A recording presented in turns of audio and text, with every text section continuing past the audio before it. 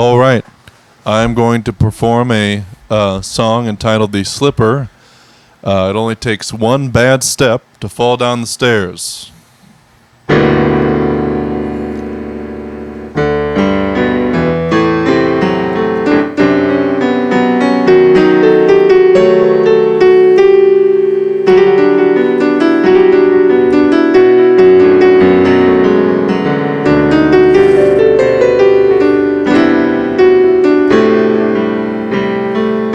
Take a walk in my shoes, probably slip on the laces. Walk 10 paces, and most people split when the slipper don't fit. When you really feel low, slip to your favorite places. A lonely mind traces like chalk on cement that the pavement soon forgets. Tell me, where were you? Slipping out of view. Sitting there, just us two. Where were your eyes slipping to? Some me then, just a few of those dreams that can't come true. Blow steam, I can't see through. For when my eyes grow wide, I'm like a slip and slide. Most to the curbside and I backslide to the wrong side of the tracks. And all my good nature, just an act. Thought I'd have a sip to wet my lips, wasn't slipping yet, but now I'm dripping wet. Paid the price and I ain't tipping shit. What happens when the rope rips and that grip slips? Do I go down the ship, lay on the ground, take the whip? Oh, I just hope that copper Lincoln don't flip. Wanna play with fire, all 10 fingers like matches. Every itch your hand scratches leaves burns and scars so your whole soul's charred. Want a taste of the sweet life, always cooking fresh batches.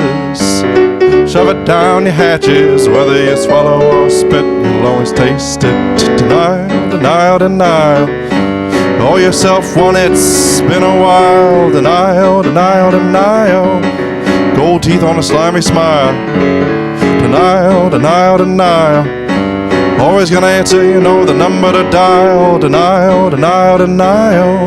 Star witness when you're on trial. Drugs and sex, TV and checks, slip from one to the next. Maybe hereditary, that's arbitrary, your mileage may vary. Denial, my problem probably stems from this, that, or them. Denial, I said cleverly, them not me, like I knew what the weather would be.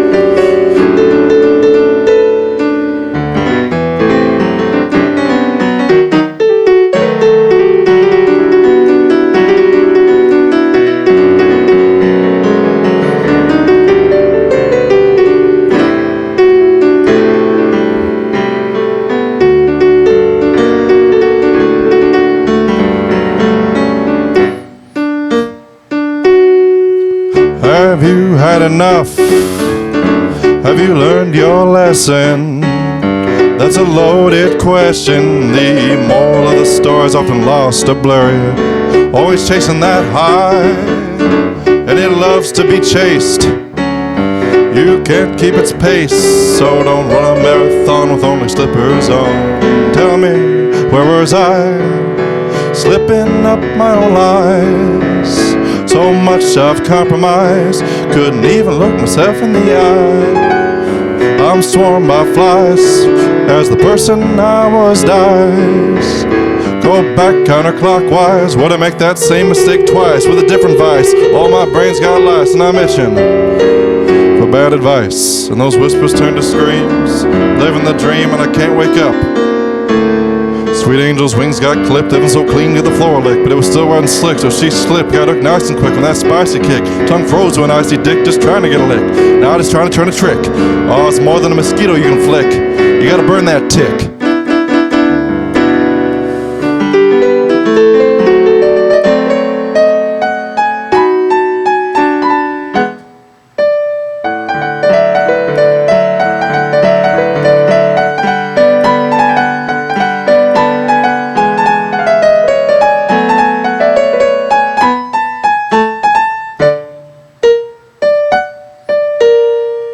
Take a walk in my shoes. There are sights too large. Your feet not in charge, and though they may slip, you're the one on the bad trip.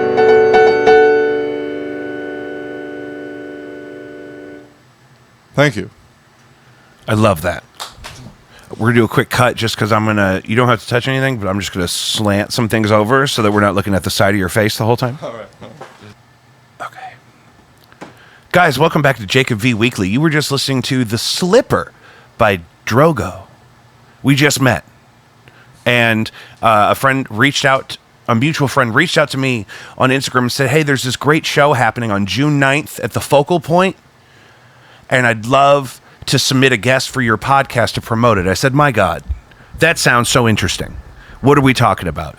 And he sent me the promotional materials for a Drogo farewell. A Drogo's farewell, yes. A correct. Drogo's farewell. And so why is it a farewell? I am making a exodus out of St. Louis, and a lot of I've lived here my whole life, and all my closest friends and musical partners live here, and I wanted to throw together a selection of my favorite songs and play them with my best friends for everyone I know. I love that. That sounds like a dream come true. And so you grew up in St. Louis mostly? I have lived in St. Louis my entire life. A few blocks from here on Milence, I actually was the house I was born into. Really? Yeah. I had no idea. Yeah, right over here. So... are your parents from here too, or did they? Yes, they were both born here. Oh, okay. Okay, cool. I don't know why I anticipate. I think I thought originally with some of the stuff I looked up on you ahead of time, I think I thought you were like here temporarily and going somewhere else. That's no, so funny. I've been here. Okay, good. I haven't been as involved in the public-facing side of music for a few years. Sure. But with this farewell, it's kind of a return as well, and it feels very good. Yeah, it's like a reunion. And True. And yes. It's like a reunion farewell tour. So they can be more than one thing at once. Yes. Now, one thing I was concerned about having you down here is often on YouTube I've seen you play a vibraphone. Is that correct? I think that's what most people recognize me playing is the vibraphone and the marimba. Yes. Yeah. And so, how long have you been doing that? I started playing the vibraphone in 2015, and I fell in love with it. It combines the excitement of playing drums or any other percussion instrument with the aspect of the piano keyboard. Yeah. And I just took to it. The physicality of it I enjoyed much more because I play a variety of instruments, but the mallet instruments are the things I physically enjoy playing the most. Yeah. So I think the only reason someone would hesitate to agree with you is because if you're a novice to one of those instruments, it feels kind of frustrating because it feels like it requires a huge amount of precision. What do people normally get wrong about that? Well, okay. The precision. In your own opinion, you don't have to speak for the whole marimba community. Well, I don't really know the marimba community, honestly. We could use more of one, I think maybe. the problem is that those instruments are both a spatial investment because they are large. Yeah.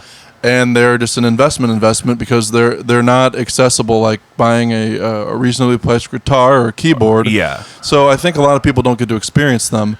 If they had the opportunity to, which my first vibraphone I got on a very good deal, and from there I blossomed on it and I decided to get a nicer model. So I think it's just not as accessible. I think as far as the difficulty of the instrument, it's not that difficult. I would say it's easier than the piano. Yeah.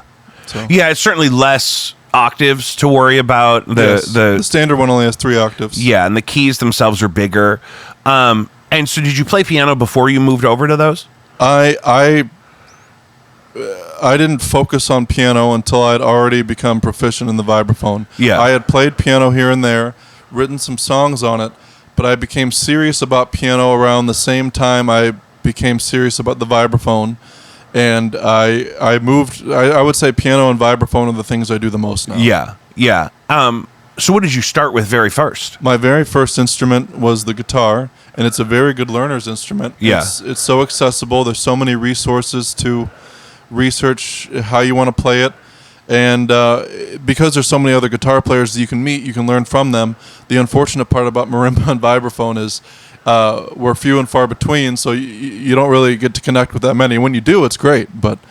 Yeah, I mean, for every 10,000 guitar videos on YouTube, there's probably one marimba or vibraphone. That sounds like an accurate statistic. And a lot of it's going to be much more academic. It's not going to have like kind of the rock and roll flair. Sure, like I taught at School of Rock for a while. Oh, nice. So like I got to like teach guitar, but also kind of in this packaged thing of it's rock and roll and it's fun and we're learning AC/DC. Yeah. You know, we're not learning Twinkle Twinkle type of thing. And I like to think about that because we also promoted multi-instrumentalism. So we really wanted like, hey, listen, you play bass most of the time, but if you want to play drums on it's something, good to branch if you want out. to, absolutely. And people that want to study drums academically, they always also study keyboard or voice or both. It does help.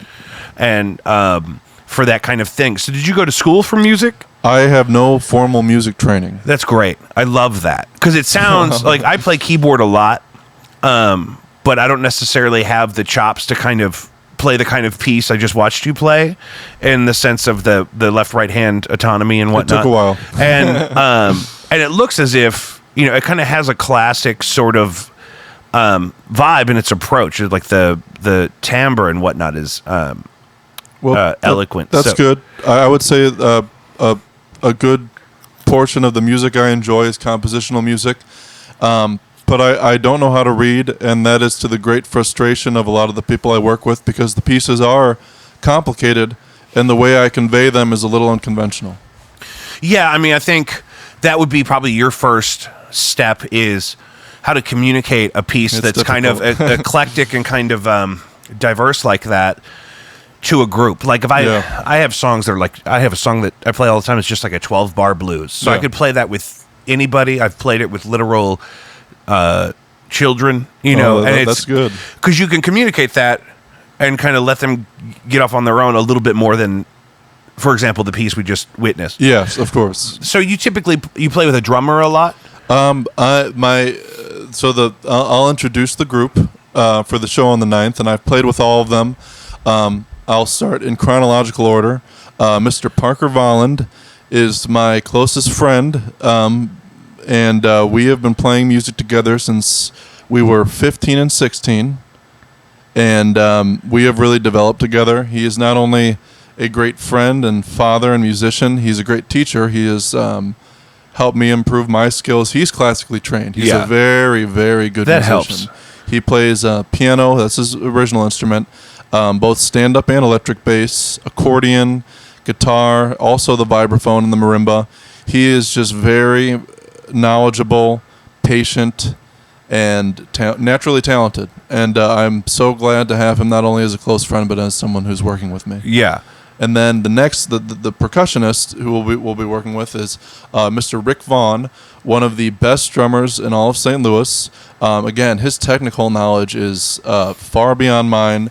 He is like a technical assassin. It's like there's many different ways to approach the drums. The way he would assassinate you is you wouldn't even know it. But some drummers, like they're going to cut your head off and it's very obvious. But he's very precise. And he has great taste, great timing, and it's just great to work with. And then the final member of the group is Miss Jess Atkins. You might know her from the Opera Bell Band, the So Grand Polka Band, and the Goldenrods. Oh yeah, we know them. Yeah, she is incredibly talented. Again, another multi-instrumentalist, and she's just talented all over the board. She does everything: gardening, arts, crafts, and she's just great with advice and very patient with me as well with the difficult way we learn these songs. Yeah.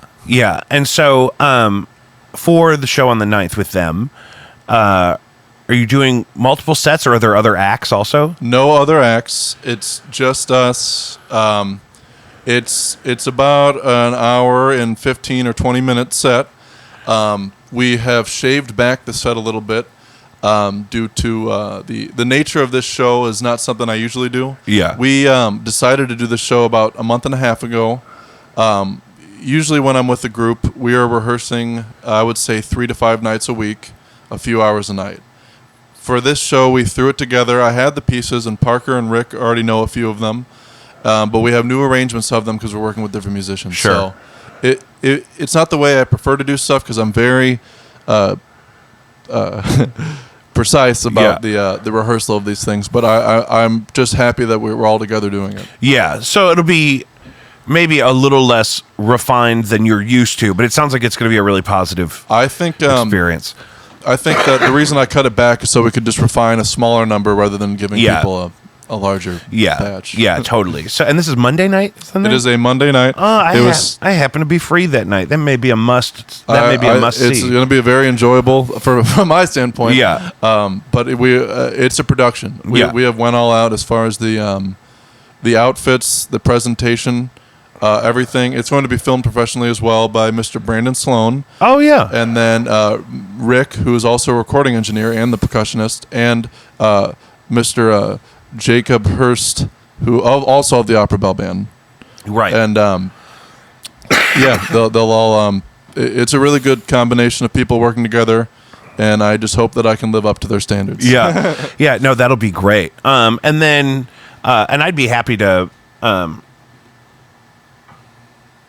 help out in the way of anything that happens in post, because how soon are you leaving? I leave 2 days after that. Okay, so that's what I was saying. So it's an actual farewell show. Yeah. Getting right on the boat.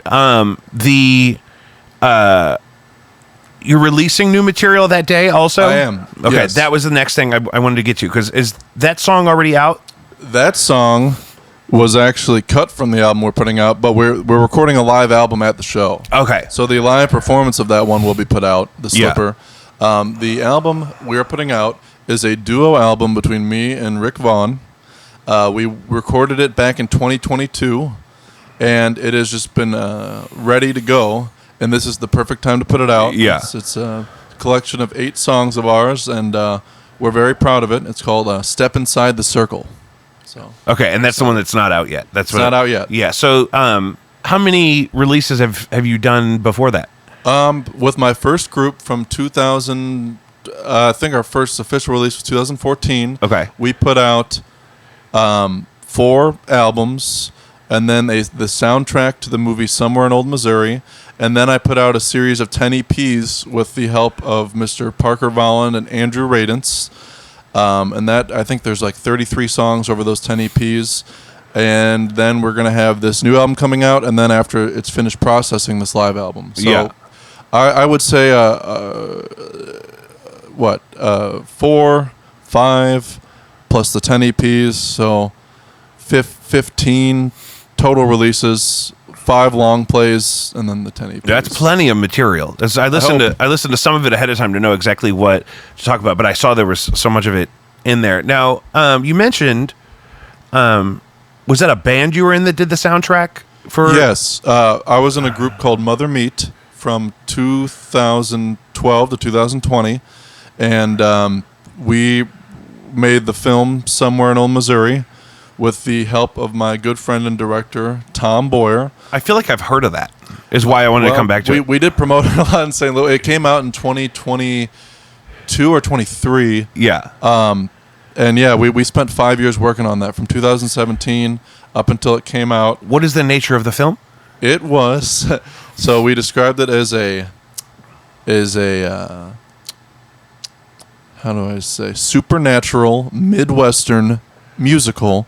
It's a period piece that takes place in 2 time periods: the year the Great Depression hit and about 1938, vaguely. In those time periods, I composed the music for it. The group and I acted in it. I sang songs in it, and the score is us throughout the entire film.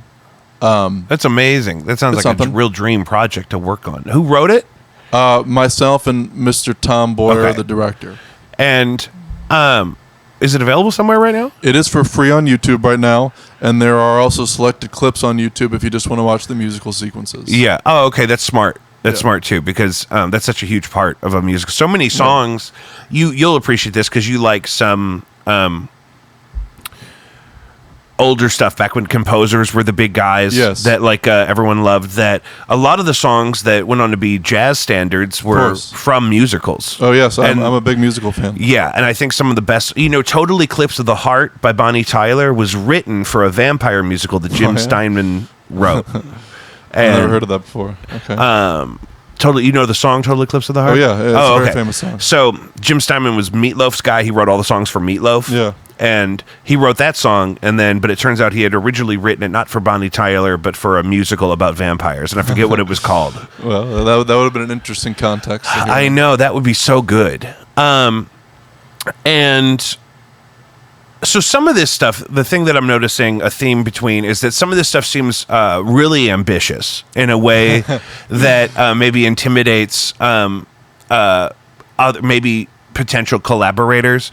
Oh yeah. And so I think I could definitely like hang out and get excited and talk about a great idea, but seeing it through, like the point of a feature-length film that's also a musical and produced independently, It's a lot of work. You know what I mean? So what did you notice about actually getting that project done? What made that happen successfully? Even though you said it took a couple of years, but Yeah. So I had always wanted to do it. Tom has always wanted to do it, and the time just seemed perfect. The preparation for it was very intense. I took 3 months of horse riding lessons.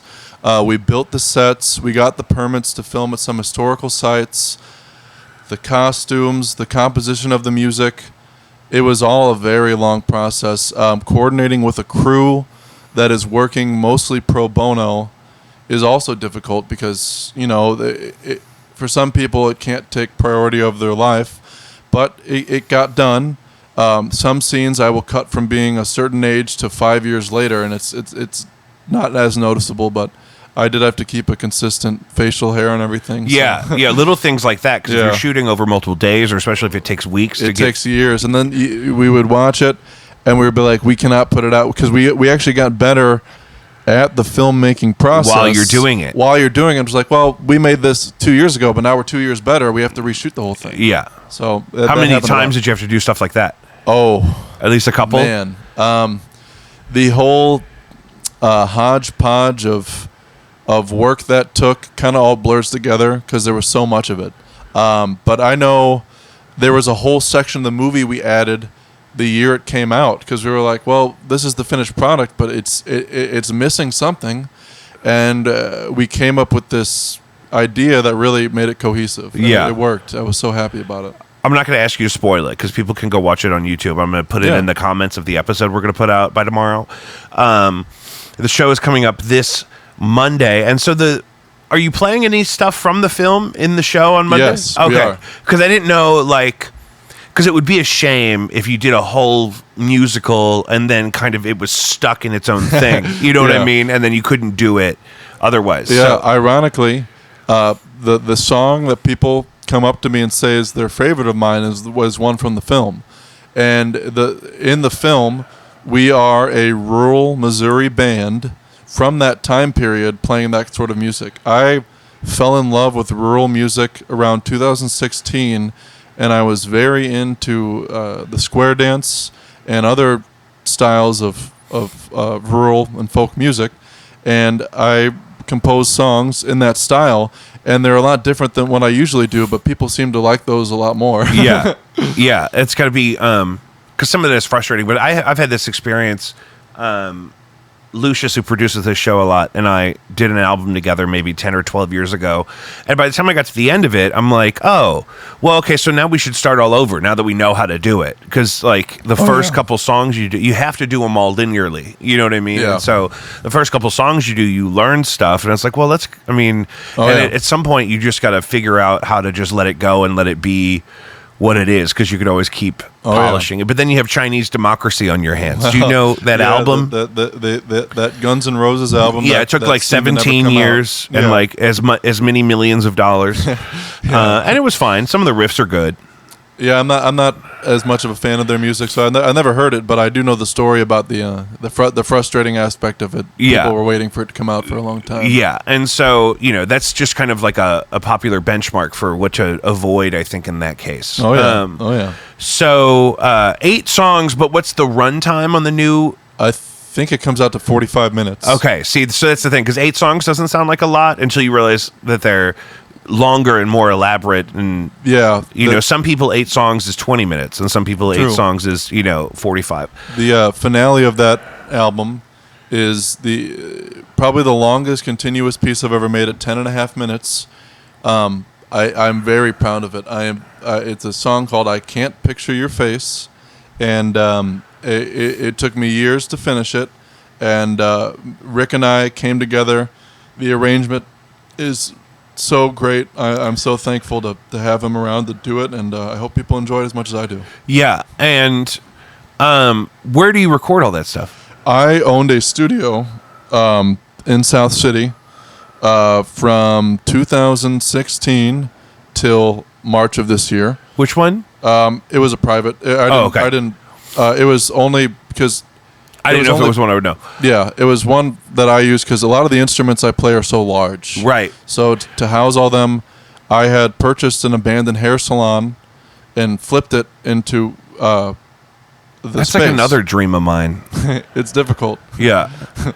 But we got really good sounds out of it. I had all my instruments set up there. Now they're all either being fostered by my close friends or they are packed up at the moment. So a lot of them are in limbo, which is unfortunate. Yeah. How long do you plan to be gone? Indefinitely? Indefinitely. Yeah, okay. So, the one thing you said that I wanted to draw attention to is something about composition. You're attracted to... It was way earlier. Oh, the rural music? Well, yeah. Okay, so let's start there. Okay. Is that stuff cataloged differently? Is it harder to access and learn some of that rural music from 100 years ago? Oh, I would say no, because it's for the most part the people recording this. Some of them were not technically professional musicians, but they played. The songs from afar are incredibly simple. Oh, it's the G chord, it's the C chord, it's all this. It's the nuances and how you perform them, which is the difficult part. And I really like how myself and the group came together, and we did some interpretations of old songs, and then I wrote songs in that style as well. But yeah, I was very entranced in particularly the quick square dance music, and to the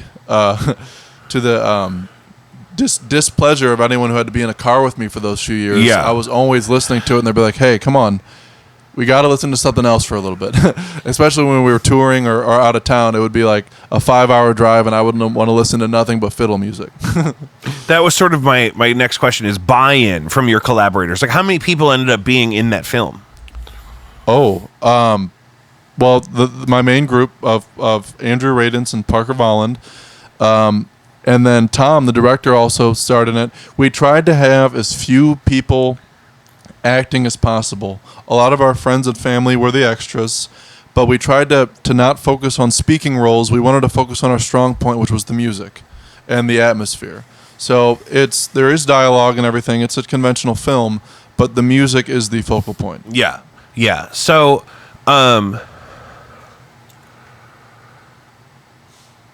there's tickets for Monday. That just at the door. Okay.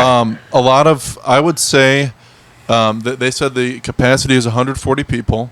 There are 4 people in the band, and I know that everyone that I'm close to, either related to, and then Parker as well, and a lot of our families are going to be there. There's going to be a limited availability. Yeah, that's what I think, because the focal point's not big, but it's great for this exact... I love the space. It's great for this exact kind of thing. We shot part of the film there.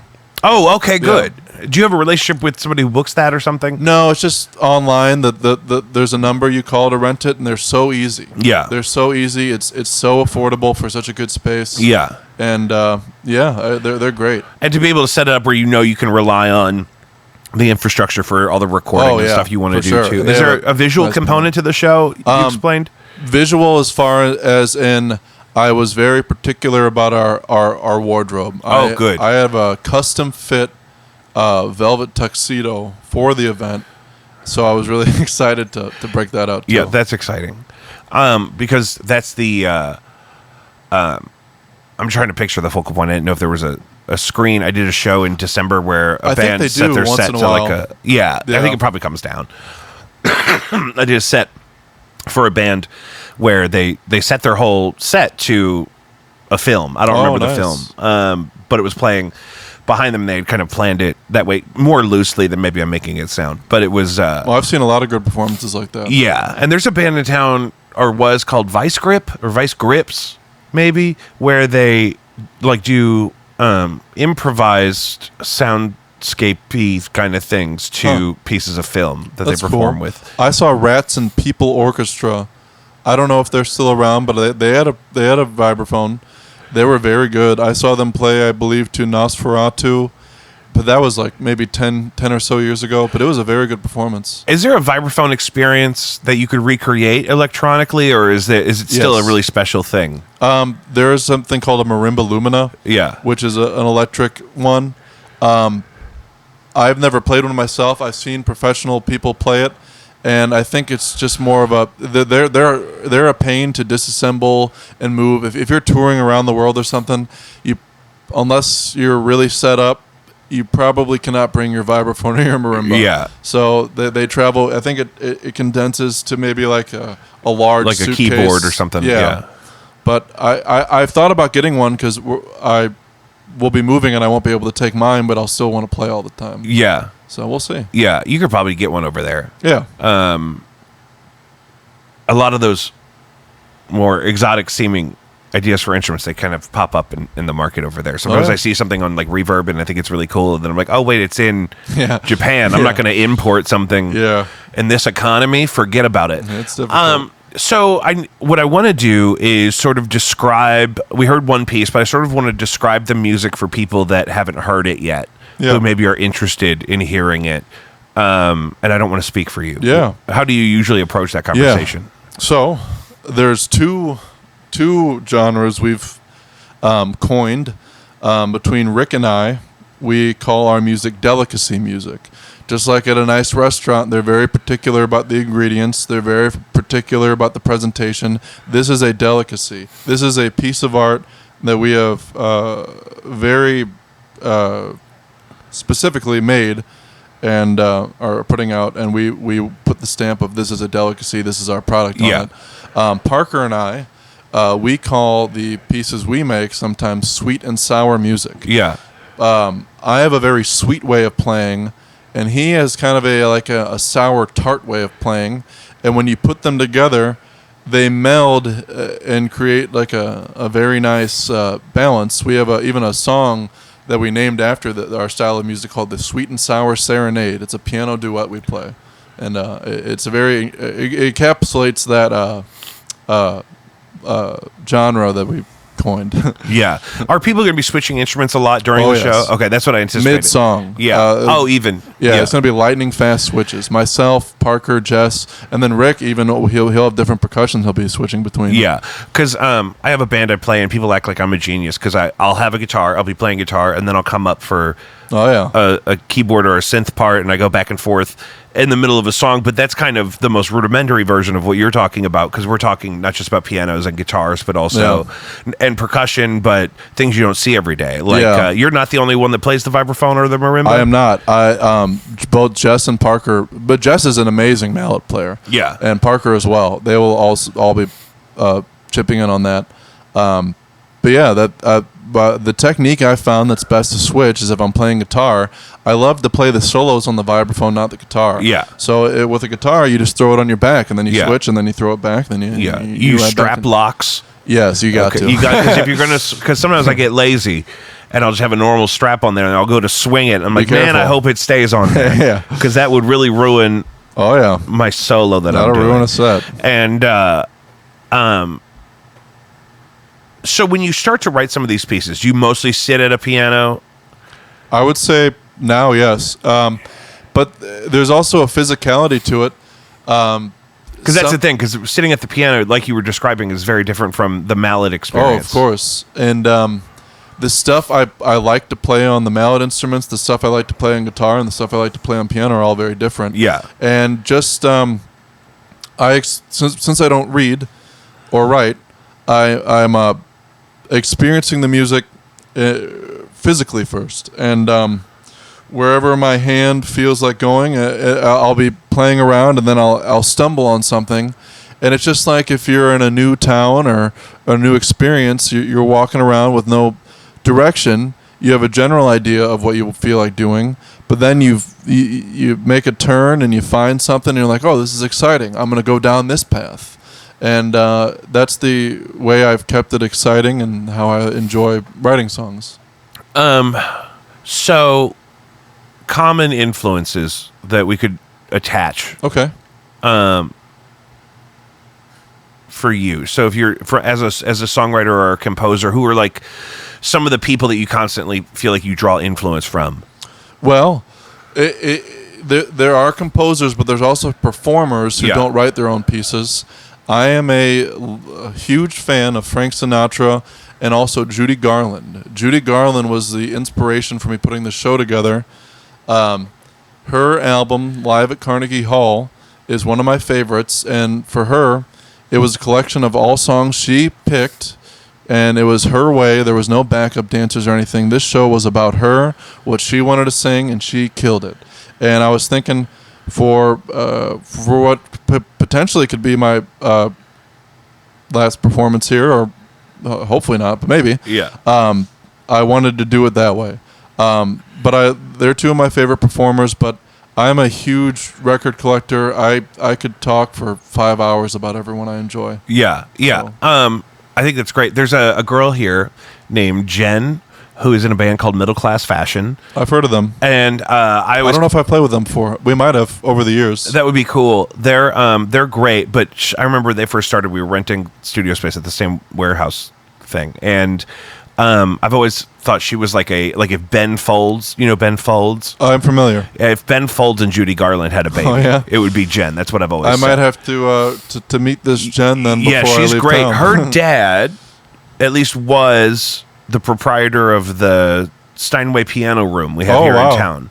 And then I used to work for a lady that cut his hair. Oh, nice. And I think she still works there. And so I think that's what it's called, the Steinway Piano Room. And just where you can go, order one, I guess. Yeah. And so everything's very much like piano-based, but because it's piano-based and not guitar-based, it's definitely got a different movement and a different... Of course. Swing, I'll say. Can I say swing? Am I allowed to say swing? And then Ellen Cook, Ellen Hilton Cook? That I think I played with her years ago. I think she was in a band called Bagheera. And I might have played with them too. I've played so many shows in St. Louis. Yeah. But it's been a while. And I can't always attach names to faces. Because she's a piano-based songwriter, too. And I just mentioned that because there's not a ton of them. I play keyboard out of necessity. I was a guitar player first. Yeah, I understand that. You know what I mean? And it's fun, and I love it. But I didn't have any classical training or whatnot. But Alan's a songwriter who... Again, it's built around the piano. So some of the and she has these great instrumental segments. Like she's not just singing over piano. She'll play with a drummer, or she does a lot of electronic stuff now, but where they have these big instrumental movements that I feel like is valuable because it's not as common. I think letting the music speak for itself without having to sing over it sometimes is really great. Yeah. Yeah, I think that's a great way to put it. Is singing something you approach reluctantly because I love singing. Okay, me too. But it's weird. A lot of people that write songs, they're like, that's the famous thing about Bob Dylan or Jimi Hendrix. It's like I have to sing it myself because I wrote it and to really get the full thing out of it. But I always wanted to be a singer. I would love. There's a few songs that I'll be singing on June 9th where I won't be playing an instrument. I'll just be singing. Yeah. Ideally, I would love to just do that. Yeah. I love playing instruments.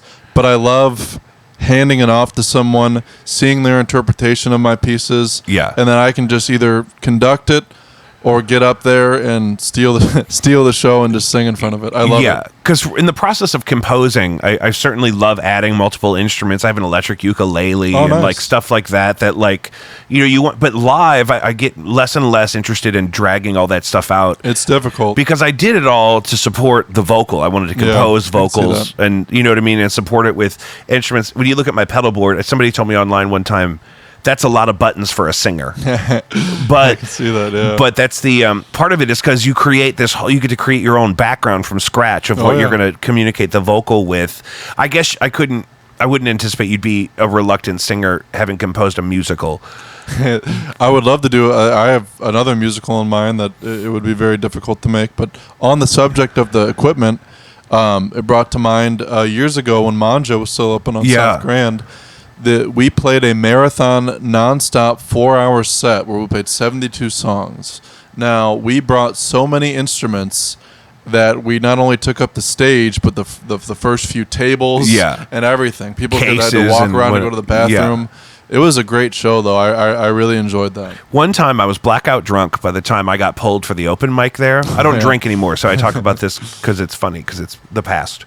And by the time because it didn't start till like 11, so I sign up right away, but I don't get called until like 1:30 in the morning, and I'm hammered. And then so I get up there and I do Wicked Games by Chris Isaak. Okay, I'm not familiar, but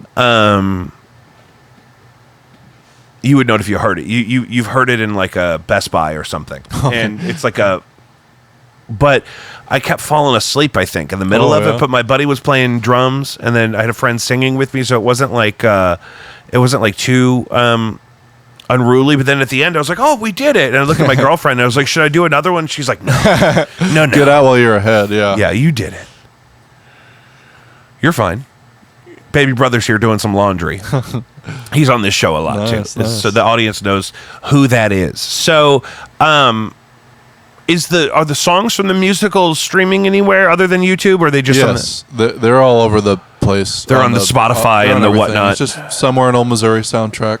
Okay, somewhere in Old Missouri, because I definitely want people to draw attention to that. I've seen it in my recommended on YouTube, and I didn't know what it was yet. Nice. But I remembered the name. Yeah. And so when you said that, I was like, I know that. And I didn't realize that I was, going to meet somebody that was involved in it. So I hadn't clicked on it yet. But we're all going to click on it now. Well, and the director and I watched it a few weeks ago, and in hindsight, I was very proud of it at the time, but looking back on it, I can only see its faults now. I don't want to deter anyone from enjoying it. Yeah. But I have the opposite experience. Like when I'm trying to finish something, I feel like I can't finish it because it's not perfect. But then once I move on to something else and it's released and I can't necessarily go back and change it, I feel more liberated by it and I kind of enjoy it more. I felt that as well. But in this particular case, with all the moving parts and components that go into a film, and the learning over time. True. It's just so. I can't see beyond those at this time. Maybe in a few years I'll watch it again and be like, "Oh, that was great." Yeah. The soundtrack, I stand by that though. The soundtrack, the recordings are spot on. Yeah. And so if I wanted, is there if I search Drogo on like Spotify or something, am I also going to find the Mother Meat stuff? Mother Meat is not on there. Okay. It's all over the Bandcamp. Oh, that's perfect. Our first album and third album are on YouTube. The second album I have erased from history because I wasn't happy with it. It's not available anywhere. I destroyed all remaining physical copies that I had holding on to.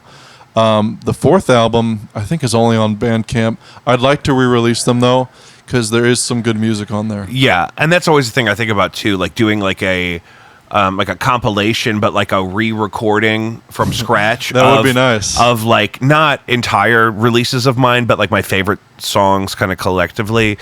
But then also it's not like, I don't know that that's, you always got to ask yourself artistically, like, do I keep going back and fixing things or do I, move forward? Well, one perspective. So being a huge Frank Sinatra fan, he recorded songs at the beginning of his career And then throughout his career, he was making different versions of them with different ensembles, giving them a new perspective. It's not like he was like being like a George Lucas and trying to correct his mistakes. Yeah. He was just giving you his new interpretation of the song, his new way of doing it.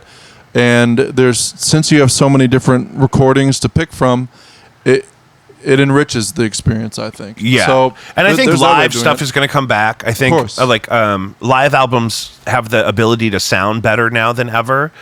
And as like we were joking about before, with AI and everything, the idea of just making something that sounds good or interesting is going to be less important than people enjoying watching somebody interact with their instrument.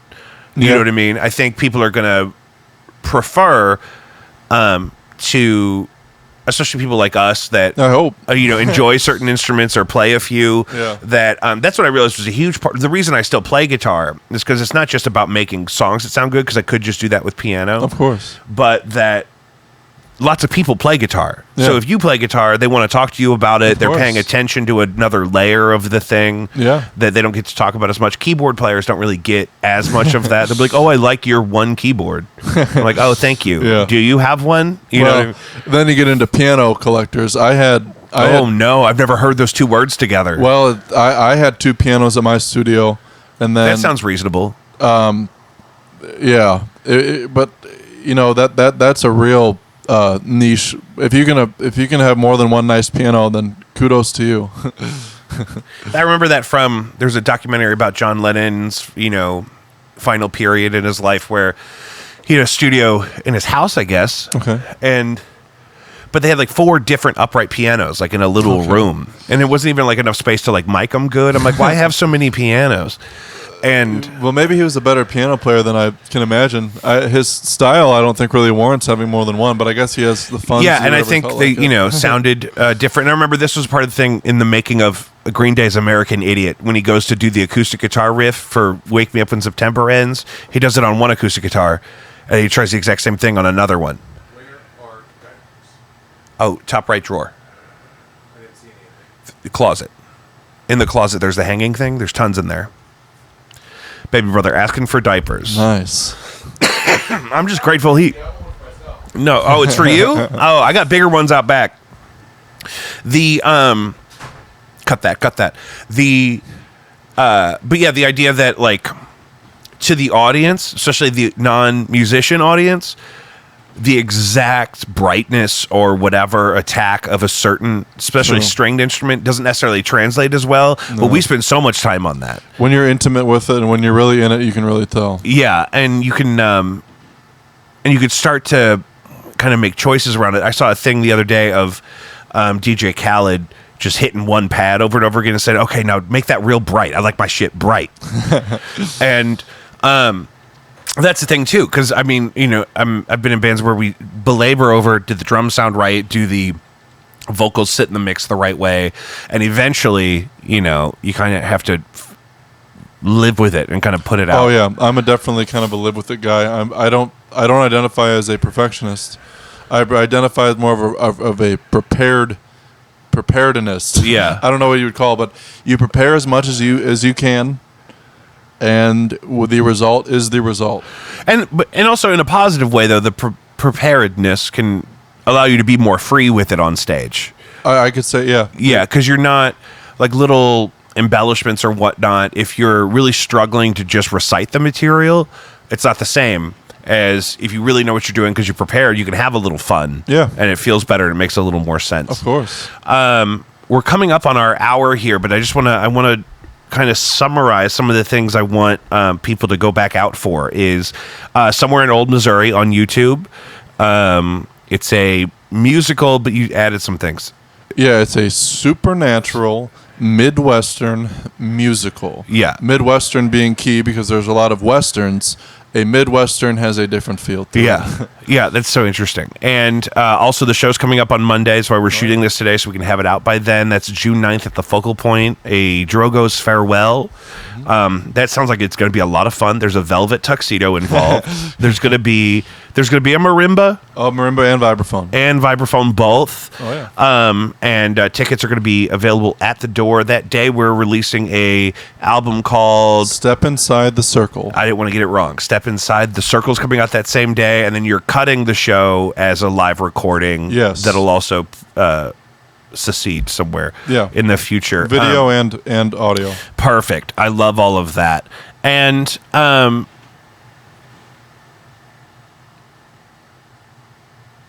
you having any separation anxiety about leaving St. Louis? Oh, yeah. Some days I'm like, oh, this was a great idea. Some days like, oh, this is a terrible idea. Yeah. And so what are some of your favorite things about St. Louis? Candidly, St. Louis isn't for me. My favorite place in St. Louis is Forest Park. That's a good one.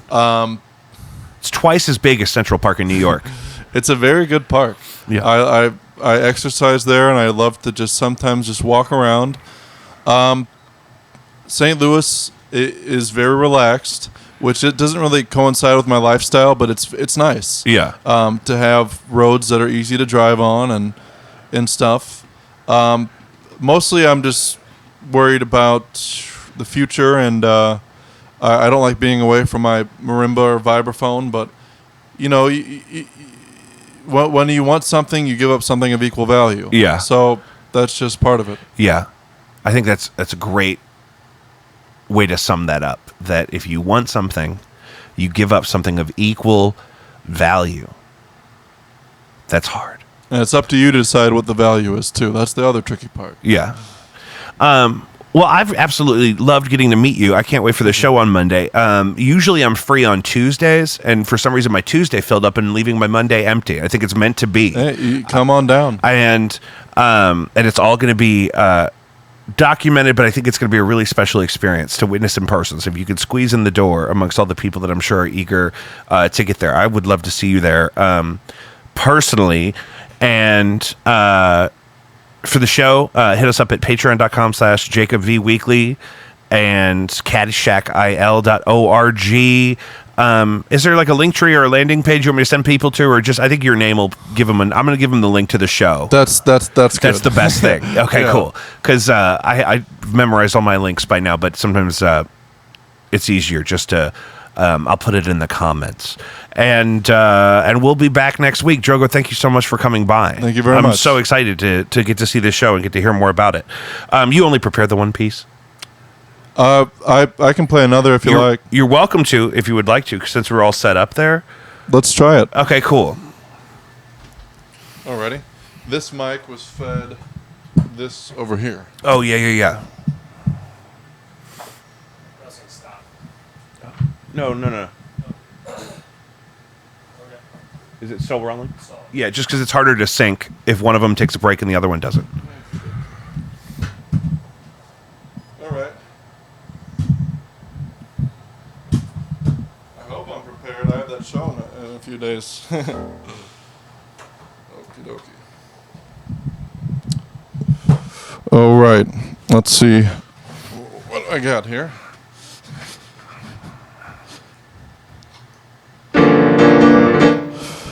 I think the piano became a little quieter on my headphones. All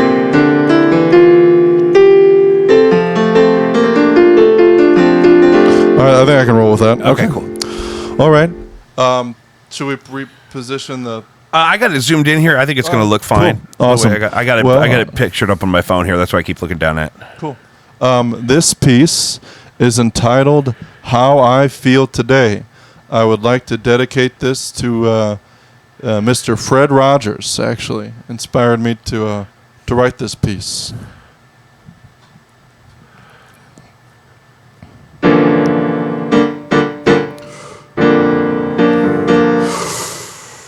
How I feel today, much like the day before, but a little more like tomorrow. Time's borrowed, time lends no sorrow, something I'll provide.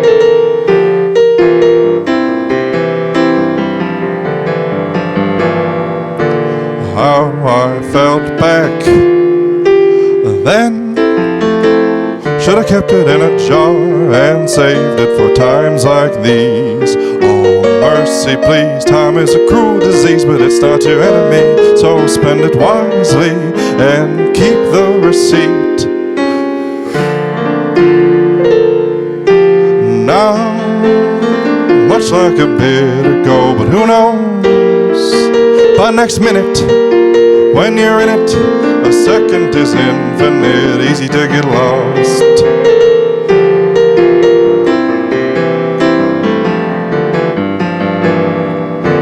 How I'll feel 30 years from today.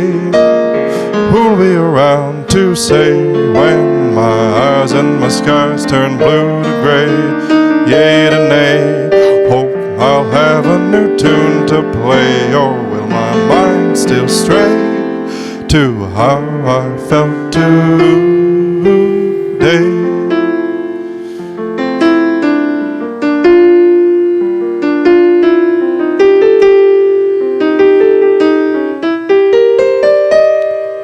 A picture I should have taken.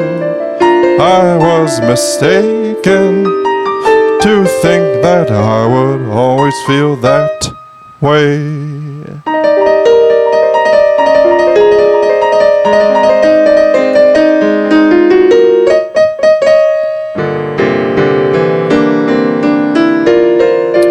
How I feel today. Perhaps I don't want to say, but who cares? Anyway, on the road, somewhere along the way I strayed.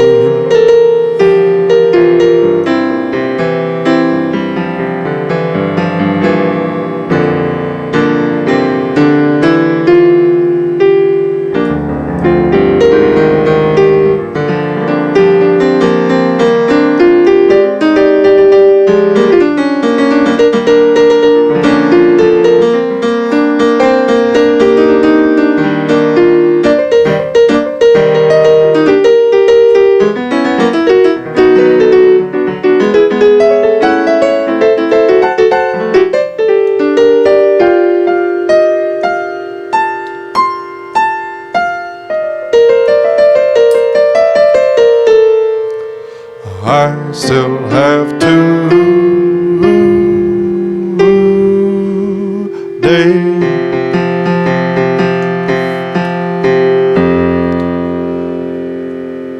A little rough around the edges, but No, there it that's was. so great. I'm so glad we did it. Thank you so much. We'll see you next week.